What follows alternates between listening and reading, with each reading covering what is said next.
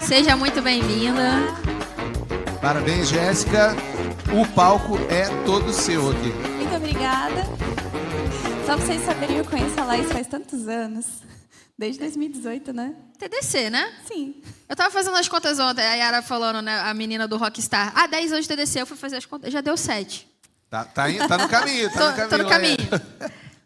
Até mais, galera. Vamos lá. Boa Deixa sorte. vocês com a Obrigada, Jéssica. Obrigada.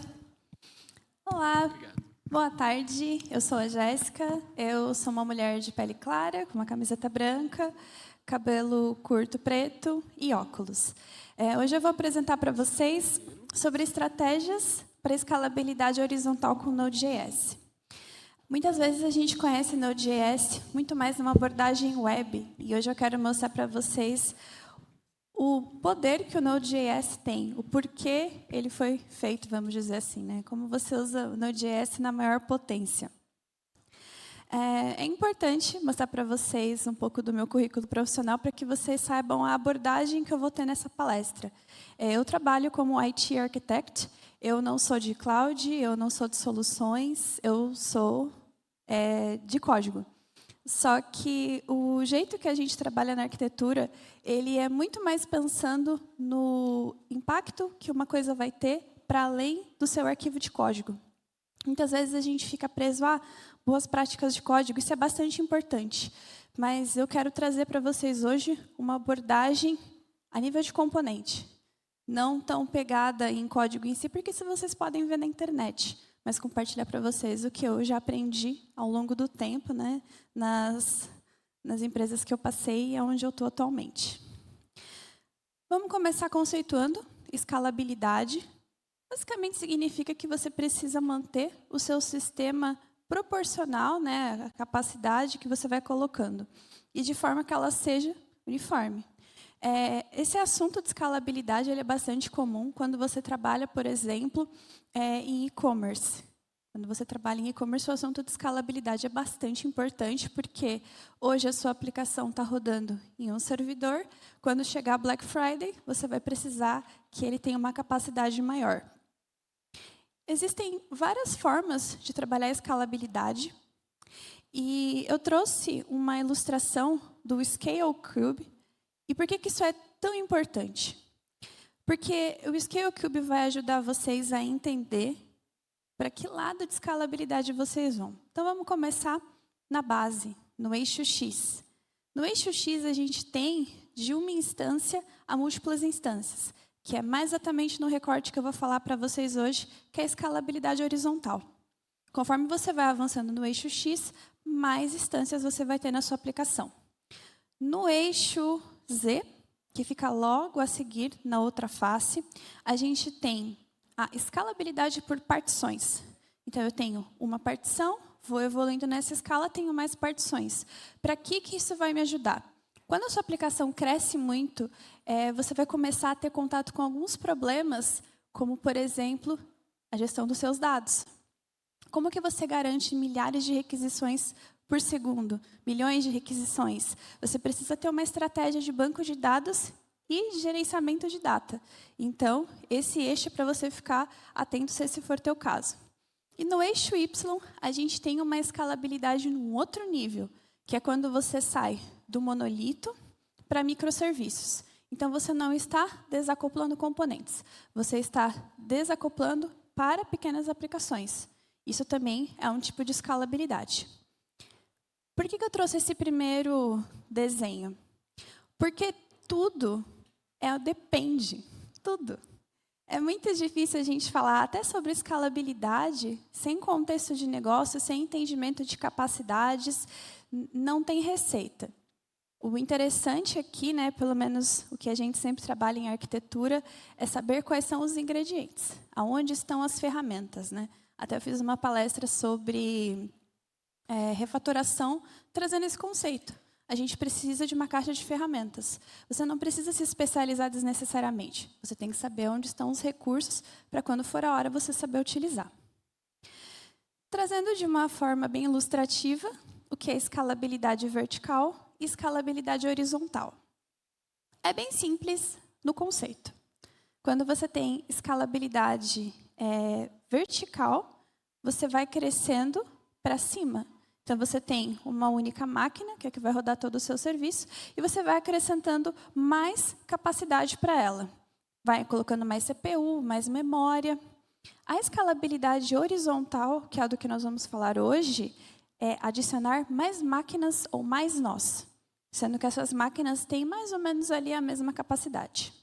Qual é a melhor? Depende. Depende do seu contexto, depende de quanto você pode gastar, depende de uma infinidade de coisas. Mas é importante saber dos dois contextos. Uma outra coisa bastante recorrente que a gente trabalha em arquitetura é fazer as escolhas pelos trade-offs, não pelas vantagens. Porque pela vantagem, tudo tem vantagem.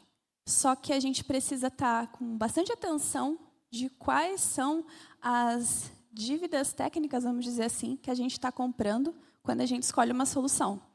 Já aviso, toda solução tem problemas. Toda solução tem vantagem. Vocês precisam escolher aquele problema que não vai afetar o sistema de vocês. Então, falando mais exatamente da escalabilidade horizontal. É muito bom quando a gente tem um sistema que tem muitas solicitações simultâneas, inclusive, e aí alguns exemplos são alguns exemplos são jogos online ou uma rede social, que você vai ter um tráfego muito grande de requisições. E, como eu falei para vocês, isso tem problemas. Quais são os desafios que você vai trabalhar com esse tipo de escolha? Consistência de dados. Isso é um desafio muito grande para lidar. E, claro, aumentar a latência sobre a carga da rede, porque se você está criando várias instâncias, como que você vai garantir que a comunicação entre elas funcione? Como você vai lidar com questões de latência?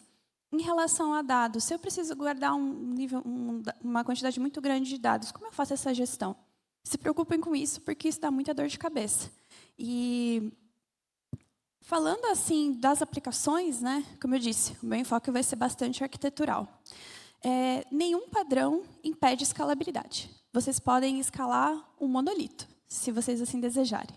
Mas algumas vão tornar esse processo mais fácil. Ah, mas eu preciso entender a fundo de cada uma? Não. Se vocês querem uma sugestão, entendam apenas as desvantagens. Isso eu acho que é a coisa que mais interessa. Porque, como eu falei, a gente vai consciente de qual a dívida que a gente está comprando quando a gente faz uma escolha. Tem alguns padrões arquiteturais que eu coloquei aqui de exemplo. Então, microserviços, event-driven, padrões arquiteturais modulares ou o N-layers, que é um bem comum. Eu coloquei um resumo aqui do que cada um deles, né? Eu vou acabar não comentando todos os slides, que senão eu não vou conseguir dar conta nos 30 minutos. Mas tem alguns padrões que eu acredito que são bons. Obviamente, depende do contexto. Às vezes, pode ter outros que encaixam melhor para a aplicação de vocês, mas acho que, no geral, esses são bastante interessantes. Para facilitar, vamos aos requisitos. O que a sua arquitetura tem que permitir? Adição de recursos. Aí eu vou entrar na parte um pouco de boas práticas, né? É bastante importante que, quando você faz uma aplicação, você sempre pense: é fácil adicionar alguma coisa sem mudar o que já existe? Sempre procura pensar isso. Se você precisa mudar alguma coisa que já existe, isso não é um bom sinal. Óbvio que a gente sabe que no mercado as coisas são diferentes. Mas uma dica de uma arquitetura muito consistente é que você não precisa fazer modificações para fazer adições. Obviamente, módulos que sejam fracamente acoplados. Eu trabalho com Node no banco, mas quando, por exemplo, você for trabalhar com Java, e tem partes no banco também de Java, quando você vai fazer uma modificação no módulo, você precisa entender que todos os módulos que têm dependência dele vão precisar ser recompilados. E aí, será que está valendo a pena você fazer essa modificação? Por isso é importante a gente pensar em desacoplamento, porque você dá mais agilidade para a manutenção ou para a criação de novas features, porque uma coisa não vai depender tanto da outra. E aí eu vou entrar nos outros pontos, que eles já são com um pezinho em infra, né? Escalabilidade geográfica. Como é que você vai montar a escalabilidade geográfica? Você tem todos os seus servidores no Brasil, mas você é uma plataforma global. Como que você faz o load balancer, né, o balanceamento de carga, se você tiver muita saturação em um ponto específico? E tolerância a falhas, que eu acho que é uma questão bastante importante. Como o seu sistema é resiliente? O quanto você está deixando o seu sistema resiliente, e eu acho que a escalabilidade horizontal consegue ajudar bastante nisso. E é um tema que muitas vezes a gente não pensa, né? Poxa, como que eu vou manter meu sistema íntegro se acontecer algum problema? E vai. A certeza que vocês podem ter é que vão acontecer problemas. Se não acontecesse problemas, ninguém precisava da gente. As pessoas só usavam serviços no-code.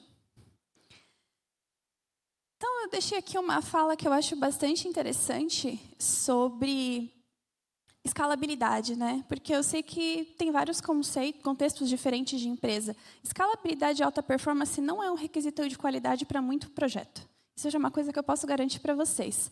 Porém, é preciso pensar, vai ser necessário escalar? Porque se a gente não toma essa decisão, não tem essa discussão no começo, quando a gente está planejando uma aplicação, o que no momento inicial era uma coisa muito boa, no momento seguinte vai se tornar um débito técnico. Então, não existe uma resposta certa, tudo tem que ser na base do o que vale mais a pena fazer, o que vai sair menos caro. Isso é uma outra questão importante também quando a gente lida com código, com escalabilidade, preço, custo. A gente não costuma falar de dinheiro quando a gente está montando uma aplicação. E é importante a gente ter essa consciência, porque, no fim das contas, isso vai ajudar a entender se a aplicação for bem sucedida ou não. Não basta a gente fazer uma coisa maravilhosa se ela não vai ajudar a atingir o objetivo.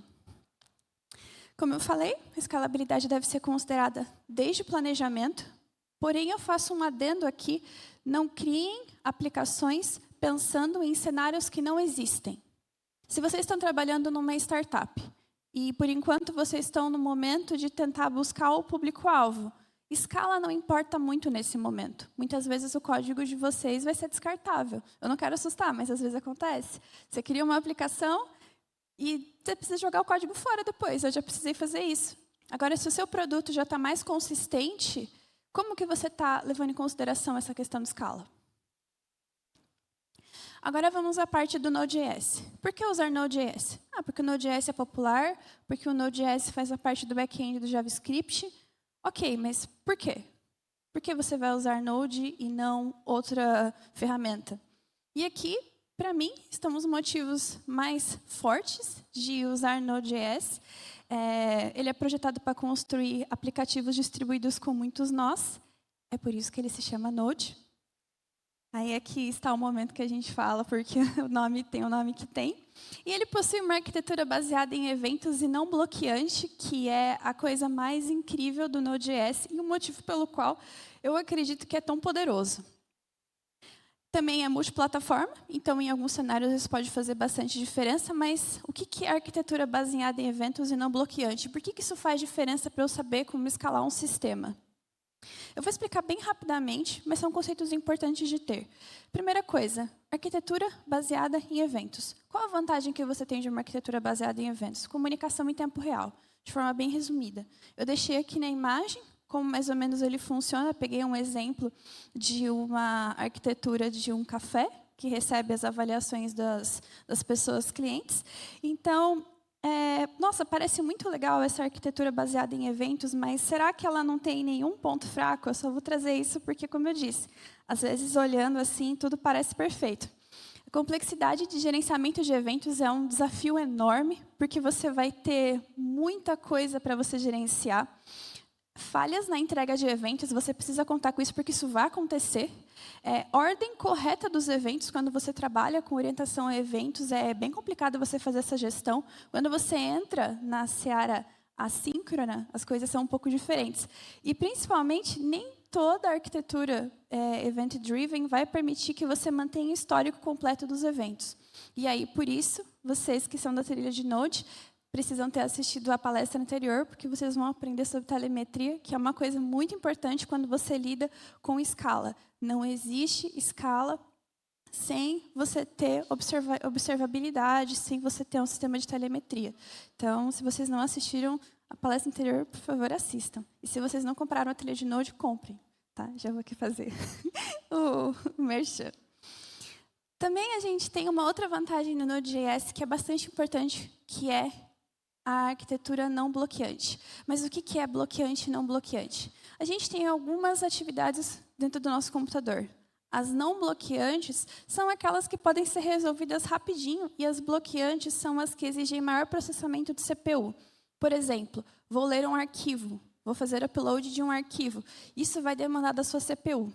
Quando a gente fala de uma arquitetura não bloqueante, significa que mesmo sendo single thread, ou seja, trabalhando com uma única thread por vez, eu consigo ir dando conta de tudo. Mas de que forma que o Node faz isso? Vou trazer esse exemplo aqui da arquitetura completa. Vamos imaginar que eu tenho duas operações. Uma operação de ler um arquivo, que vai usar a CPU, e uma outra de console.log.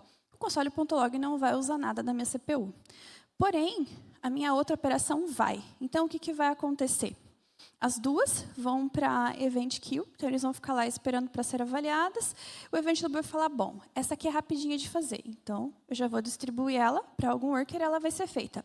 Essa outra aqui é mais demorada, então eu vou distribuir ela para libuv e ela vai sendo feita em paralelo. Mas, no fim das contas, tudo é feito uma coisa por vez.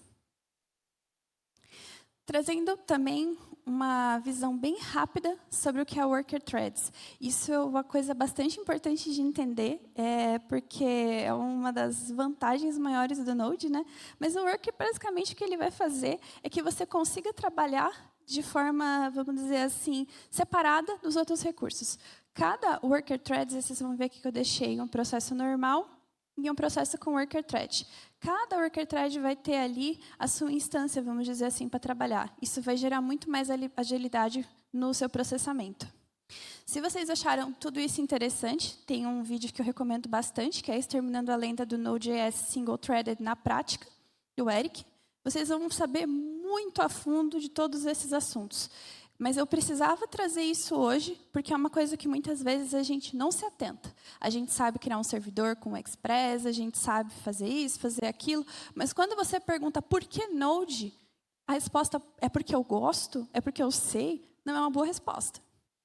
Então, fica aí a recomendação de conteúdo.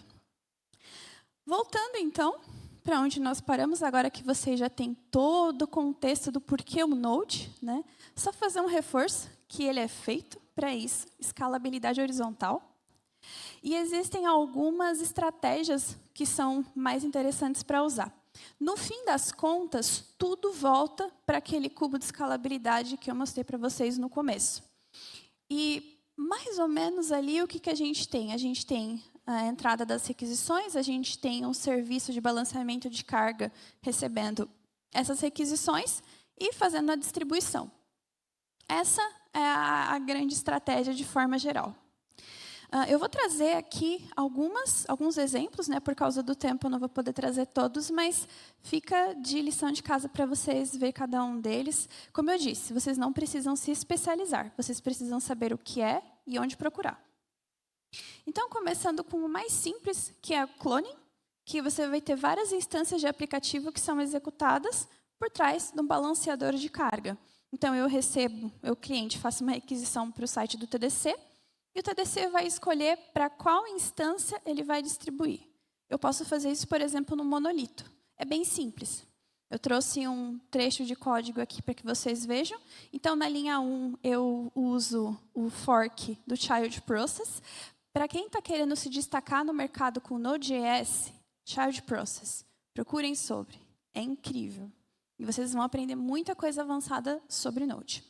E aí, eu vou criar um array chamado processos e vou chamar o fork, vou dizer para ele que eu vou executar o arquivo app na porta 3001, depois 3002, 3003. Criei 3 instâncias, na figura do lado vocês estão vendo as minhas instâncias rodando. Se eu fosse rodar isso na aplicação, né, agora, vocês veriam que cada aba vai ter uma instância desse arquivo .app rodando. Pronto, é uma forma bem simples de fazer e você está fazendo isso com o monolito. Ok, agora vamos supor que você precisa de mais. Você vai, por exemplo, ter acesso ao modo clustering, que inclusive também é do Node.js. E o que ele faz para você? Imagina que você tem uma aplicação web simples. Ele tem um processo main ali rodando, tudo certo. Quando você usa o clustering, como eu falei para vocês, a base é bem parecida. Requisições, tenho um balanceador de carga e as instâncias que vou fazer a distribuição. E aí você vai usando esse clustering e ele vai fazendo toda essa gestão para você. Você não precisa se preocupar para onde você vai distribuir. Obviamente, tem pontos fracos de usar essa estratégia. O clustering não é perfeito, mas para muitos casos ele é uma ferramenta excelente.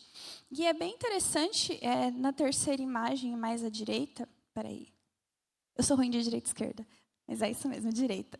Vocês vão ver aqui que cada instânciazinha ali que o cluster vai fazer a distribuição, ele tem vários workers trabalhando ali. Essa gestão, quem faz para você é o clustering, você não precisa se preocupar com isso.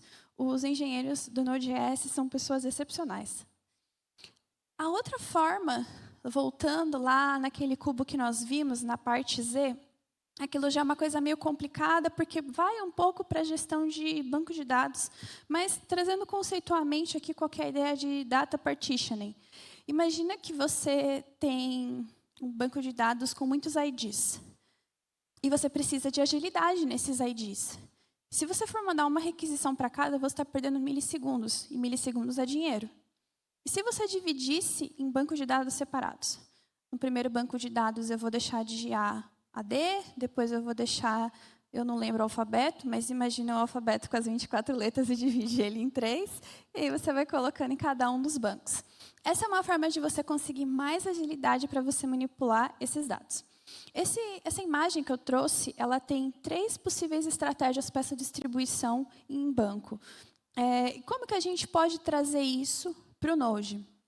Imagina que você tem uma aplicação, e a sua aplicação faz várias coisas. É possível você distribuir ela em partes, e cada parte que você precisa chamar, você faz a chamada de um módulo diferente? Essa é uma forma de você lidar com data partitioning, pensando em escalabilidade horizontal. Agora que a gente já viu bastante informação, eu quero que vocês olhem o cubo de escalabilidade novamente e tentem encaixar as coisas que a gente aprendeu, as coisas que nós vimos. E o quanto esse framework, que é um desenho simples, né, ele é eficiente quando você precisa de uma tomada de decisão. Quando a gente faz tomadas de decisões, a gente sempre precisa lembrar que vamos ganhar coisas e vamos perder outras. Então, sempre pensem, ok, eu perder aqui, eu vou tentar dar um exemplo mais sólido. A gente precisa muito de resposta rápida, então eu vou criar mais instâncias e vou particionar meus dados. Qual que é a perda que eu vou ter nisso? Bom, eu posso ter problemas de conseguir manter, por exemplo, a consistência dos dados. Ok, mas isso não é tão ruim porque eu lido com coisas pequenas, então isso não vai ser um problema. Ok. Qual um outro exemplo que a gente tem? Preciso escalar, mas não tem problema se for caro. Serviços de nuvem não são baratos. Eles têm, obviamente, muitos planos vantajosos, principalmente em relação a manter uma estrutura on-premise, ainda mais dependendo do tamanho da sua empresa, mas eles não são gratuitos. Então, muitas vezes, o custo pode ser um problema. 2 coisas que são super caras, refatoração e escalabilidade. São as coisas mais caras que eu consigo pensar. Então, às vezes, isso não é um problema, o custo não pode ser um problema, mas se ele for um problema, como que você vai balancear? Então, você olha de novo para o cubo de escalabilidade e tenta encaixar como é que você consegue arrumar uma solução. Às vezes, a tua solução pode ser um microserviço, pode funcionar melhor do que você pensar em escalabilidade horizontal. Mas, afinal de contas, a escalabilidade horizontal ela é cara em relação à escalabilidade vertical? Mais para frente eu vou mostrar para vocês que existem algumas avaliações que mostram que escalabilidade horizontal é mais barato. Eu deixei aqui um resumo para quem quiser, mas eu vou ter que pesquisar coisa por coisa depois. Eu deixei um resumo para vocês de cada uma das estratégias no macro, né, que você pode fazer com o Node.js. Então, aqui você já ganha tempo e não precisa pesquisar o que está no Google, porque, em resumo, já está aqui. Eu não entrei nas demais, como eu disse, por falta de tempo, mas fazendo alguns comentários. O decomposing, que é o terceiro ali que a gente não passou por ele, significa que você precisa ter vários aplicativos ou várias bases de código fazendo interações, que é o que a gente chama de microserviço, que, voltando para o cubo de escalabilidade, é a gente subir no eixo Y. O splitting, que você faz a divisão nas instâncias, e esse broadcast message, eles têm bastante a ver com o que eu mostrei para vocês há pouco, de arquitetura orientada a eventos. Se vocês quiserem ver na prática como funcionaria uma escalabilidade horizontal, eu vou trazer meus primeiros pontos. Eu acredito que não vai dar tanto uma visão de vida real, porque eu estou mostrando para vocês uma POC. Como que vocês podem ter certeza que isso vai funcionar para a aplicação de vocês que recebe 1 milhão de requisições por dia? É totalmente diferente o contexto. Mas é interessante no ponto de vista de ver alguém aplicando. Então, vocês podem, por exemplo, desenvolver alguma coisa e usar um framework para fazer teste de carga. O teste de carga, eu acho que ele é uma alternativa bem interessante para que vocês consigam saber se o projeto vai aguentar ou não vai. Mas esse projeto aqui, do Harry, é muito, muito legal. Eu estou mostrando para vocês aqui tudo que a gente faz 100% com Node.js, mas lá para o final eu deixei umas dicas de uns livros para você usar outras ferramentas, porque você vai precisar de um Redis, você vai precisar pensar em solução em nuvem para ficar melhor para você fazer a sua escala. Mas é um projeto que eu achei bem interessante a implementação e a forma de teste. Dos livros, como eu falei para vocês, tem 3 que eu acho bastante interessante. Esse primeiro, que é Construindo aplicações escaláveis com Redis e Node.js, é um livro bem grande. Inclusive, eu queria trazer um outro ponto para vocês. Livros grandes são para consulta. Não é uma coisa que você vai ler de ponta a ponta. Esse Deploying Node.js é um outro livro excelente para você tratar de escalabilidade. E se você não fala inglês, né, eu recomendo aplicações real-time com Node.js, da Casa do Código, escrito em português. É um livro muito interessante também, mas eu fico mais nos 2 primeiros. O que eu tinha para trazer para vocês era hoje. Eu fui tão rápido no final das contas sobre o tempo. Mas, se vocês tiverem alguma dúvida, por favor, me mandem. Vocês devem ter percebido que no rodapé dos meus slides tem 2 ícones de redes sociais e um @ de Jesseline. Eu estou assim em todas as redes sociais. Eu sou muito acessível, sou bem desocupada, então vocês podem mandar mensagem para mim que eu vou responder. Bom, pessoal, então agradeço a atenção de vocês. Pensem bastante em relação à arquitetura, pensem bastante em relação ao custo da aplicação de vocês, pensem bastante em relação a decisões arquiteturais. Vocês não são só pessoas executoras de tarefas, vocês são pessoas tomadoras de decisão. Ok? Muito obrigada. Uhul!